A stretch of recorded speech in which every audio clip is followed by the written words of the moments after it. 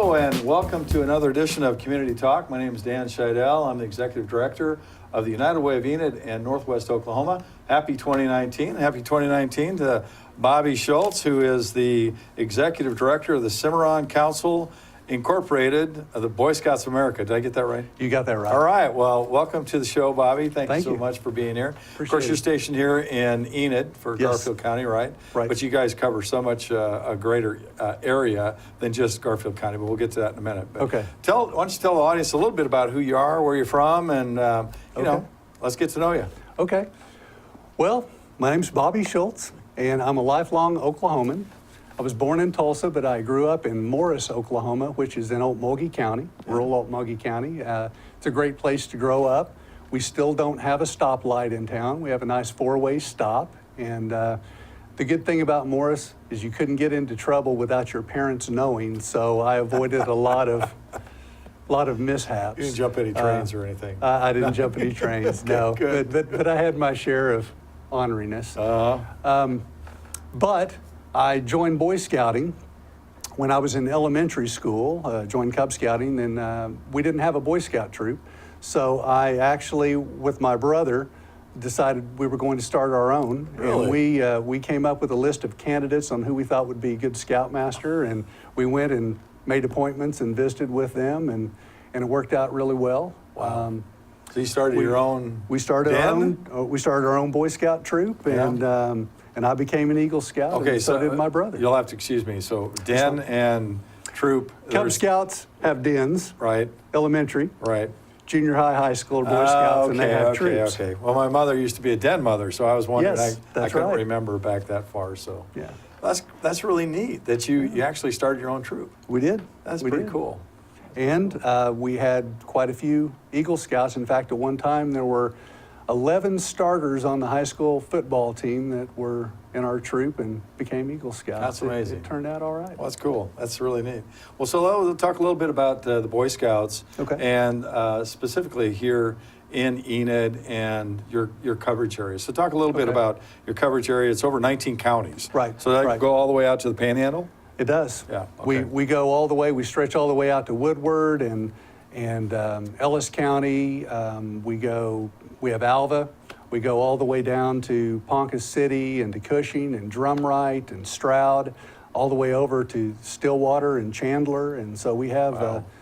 almost a quarter of the state. So do you also have Kingfisher County? We do. You do? Well, that's great. Well, it almost overlays exactly where United Way has all of its counties that it Yeah. serves. So, Yeah. and of course, the Boy Scouts of America. If it wasn't for you, we wouldn't be able to serve them in the northwestern sector, if you will. So, And I don't want to sound like a mutual admiration society, but without the United Way, the Boy Scouts couldn't operate. We rely heavily on support from the United Way. well, we work hard and like to work together on a lot of different things. So we appreciate. That's a what good you thing do. about Enid, because all of our agencies work together really well. They do, Everybody seems to like each other and looks for ways to work together. Yeah, and really leverage, I think, what we all can bring to the table. That's the great thing about our community, and I think not only our partner agencies, but a lot of the other nonprofits we get a chance to work Yes. together with.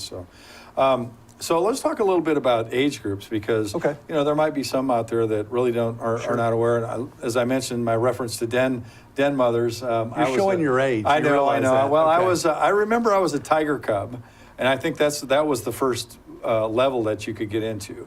And then I became a Cub Scout, and I went through a couple of different, wolves and weebelow and bear or something. So you explain to us now. You just started a new program. It's the Lion We do. Cubs. Lion Cubs. Okay, yes. so that's That's kindergarten. Okay, kindergarten. Okay. Yeah. Well, why don't you run through all of them and how they progress? What some people may not realize is that now Cub Scouting is open to boys and girls. And we just started within the last couple of years Lion Cubs, which are kindergartners. First grade are tigers, then second grade are wolf, third grade is bear, and fourth and fifth are what we call weebelows. Oh. And that stands for Will Be Loyal Scouts. It's a transition from Cub Scouting into Boy Scouting. Well, let me just put in a real quick plug for that, because I got a chance to go through the Tigers and then the Cub Scouts, and I got to Weebelow, that's the top in Cub Scouting, right? Right. And of course, my mom, after that, I think she either had enough or it was the next two boys that came up that probably knocked her out of the ballpark. But I'll have to say, my early years in scouting have really made a difference in my life.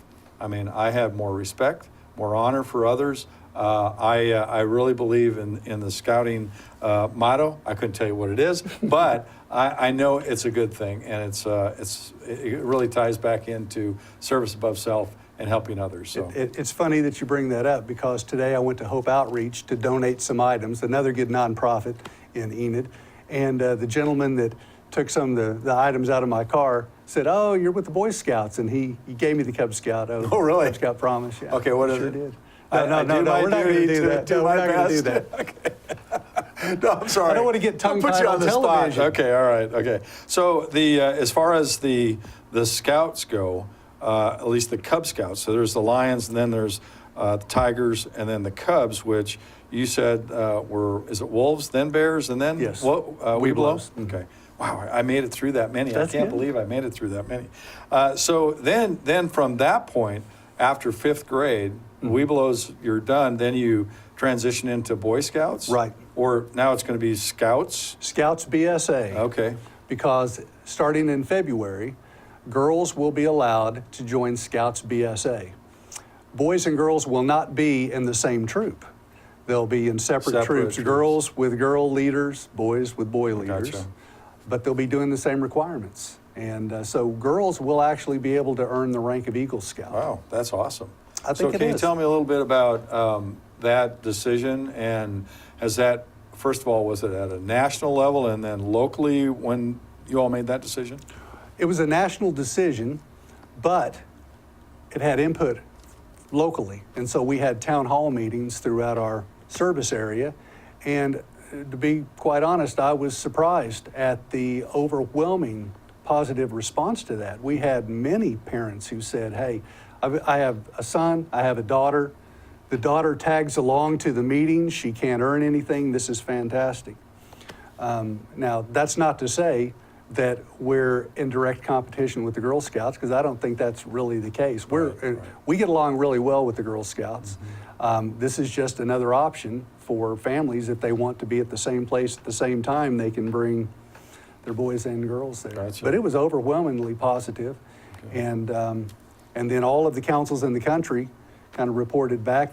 We gave everybody who was there, gave their email address. We sent it to national. They got a survey, and they could answer anonymously. However they wanted to. However right? they wanted to. Oh, that's good.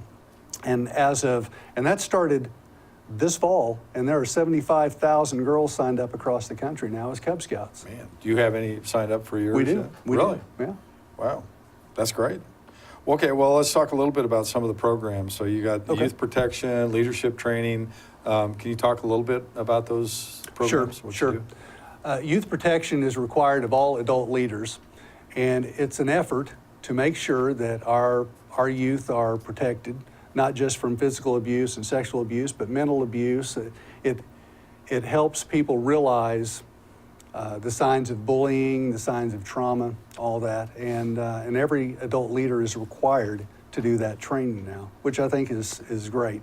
It also helps us then, it sounds kind of harsh, but really to weed out people that should not be involved in youth programs. Right. And unfortunately, there are some people who seek out programs like Cub Scouting and Girl Scouting and the Y, everything. For all the wrong reasons. For all the wrong reasons. Yeah. And so it's been very positive, and earlier this year we hit the 97.9% trained leader mark, and so That's we're amazing. working to get the rest in, and yeah, we're real proud of that. That's good.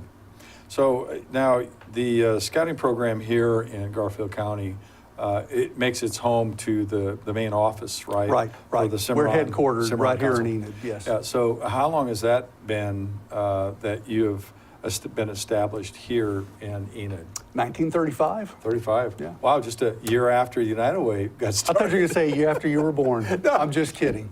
Yeah, I know. I look older than I really am, but yeah, that's really neat because it was just a year after we got started with United Way, and started our first campaign. So that's kind of neat. Yeah. 35. Yeah, that's really neat. So let's talk a little bit about some of the events. Okay. Because you have OREs and you have derbies. You know, there's shooteries. You got Scoutoramas, all kinds of different things. What do you got going on?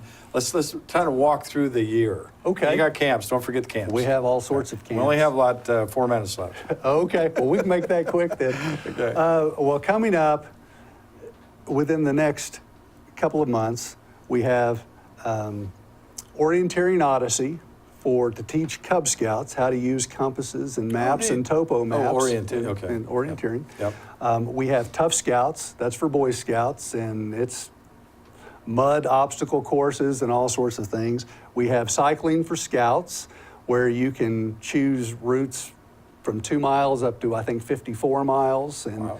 we have a car show that'll be out at the fairgrounds at the end of March. Is that tied to the Pinewood Derby or not? It is. It is, It okay. is. We have our Council Pinewood Derby, which those of you who may remember the little pieces of wood that you carve Balsa into wood, race right? cars, balsa wood, Yeah. basically. I remember that. Yeah. We have Scoutorama, which is a Scout skills show, and that's all this spring. Then in the summer, we have Cub Scout day camps, we have Boy Scout summer camp, we have climbing events.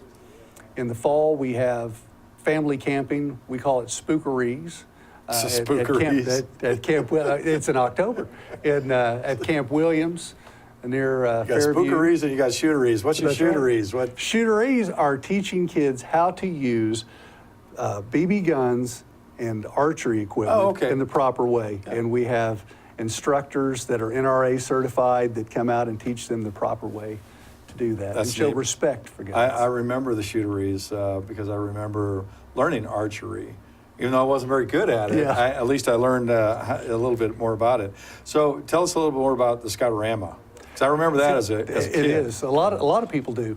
Scoutorama is an event for Boy Scout troops mainly to come out and show their skills, whether it's lashing and pioneering and that type thing, for the general public. And all of this is going to be free of charge if people want to come out. And we'll have Dutch oven cooking, so if you want, they do get jobs Beach at cobbler. Cobbler. Yeah. Yeah, they have about 4 different kinds they're going to make. That's so. great. Camps. How many camps do you have throughout the year?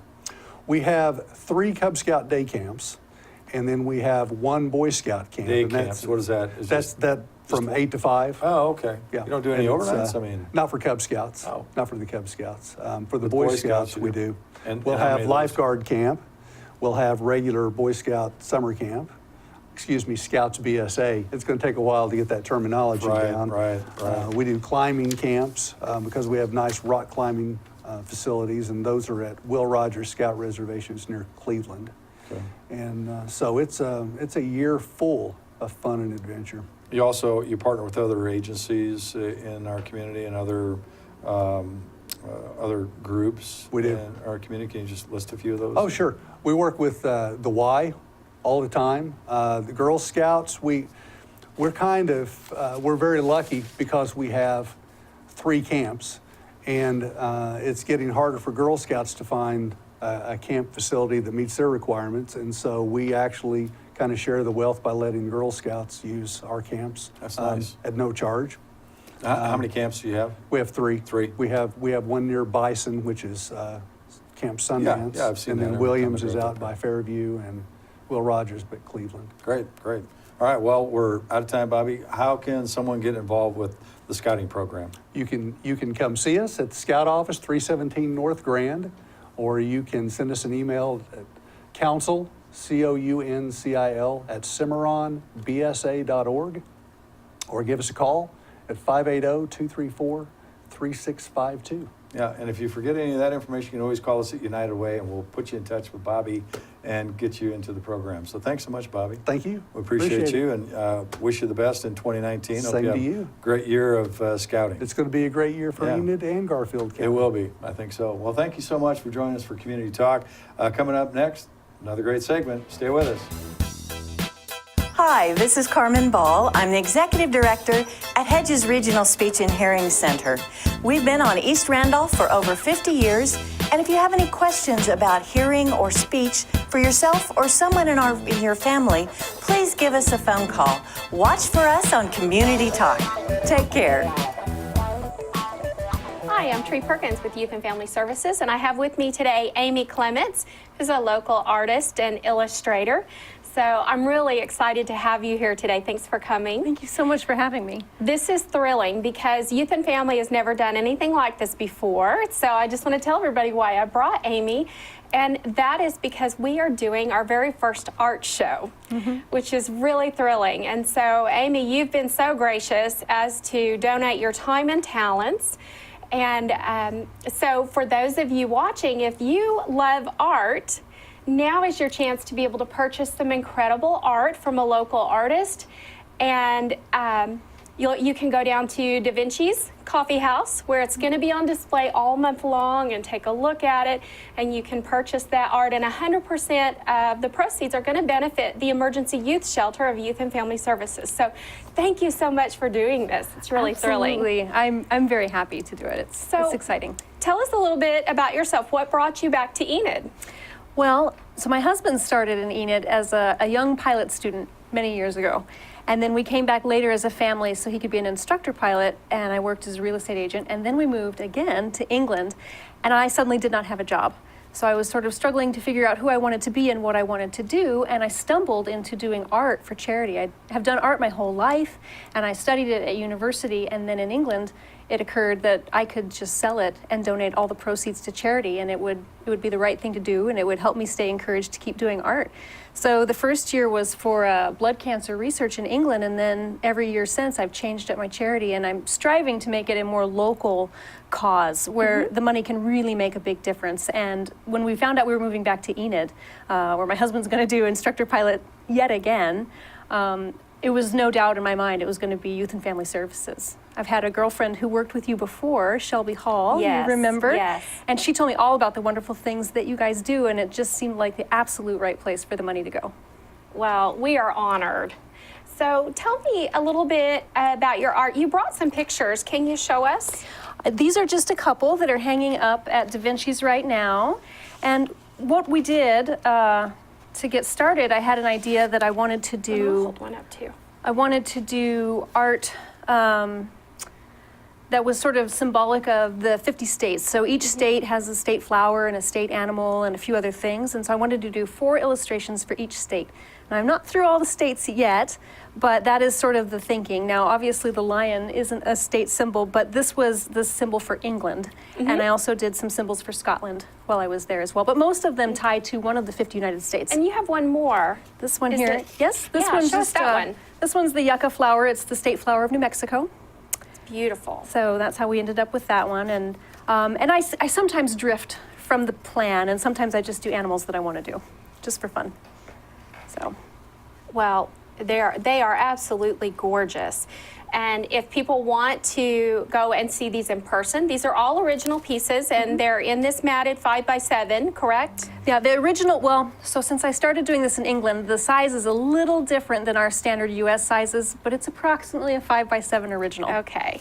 You can take it to any framing shop and they'll make it work. Okay. Yeah. So they can go to Da Vinci's throughout the month and look at your art, and they can pre-order also by either emailing you or I, which will be at the bottom of the screen for anybody who wants to jot that down, and we can save those photographs for them upon receiving their funds. Exactly. We want them to stay up all month long so people can see them, but if you see one that you want, you should speak up now. And reserve it. And reserve it, and then the only way to really do that is to pay Youth and Family Services, either to me or to you, and get that locked down, and so they can have it at the end of the month. And do you have a suggested price for each? Well, it's the same for every piece, correct? Every piece is $30, is sort of the minimum suggested price, but because all of the money is going to go to Youth and Family Services, we don't want to put limits on people. Obviously, if they want to donate more, they're welcome to do Sure, that. if they want to add extra zeros, that's fine with me. Move the decimal point, it's fine. Okay. And then what I'm really excited about is on the 25th, so that evening from 5:30 to 8 at Da Vinci's Coffee House, you and I will both be present, and people can come and pick up their art. Have some coffee. Yes. Have some, a chat and find out more about what you guys do. Yes. So Yes. we'll have some information out about our youth shelter. For folks who don't know, Youth and Family Services houses children 0 to 18, and then from 18 to 22 in our transitional living program. So right now we have 3 different residential programs for homeless youth. So your gift, your talent is something that we need help with so very much, and it's going to really be a nice boost to our youth shelter and to our Nights of Shelter campaign, which is going on right now. So Well, that was kind of one of the ideas too, is that $30 is, it would be an arbitrary number, except that's the amount of money that it takes to shelter a child for one night, correct? that's correct. So one piece of art, one night of shelter. Yeah. Oh, you're good. Tagline. Yeah. So anyway, thank you so much for coming and helping us, helping me promote this event today, and for all that you're doing for our community.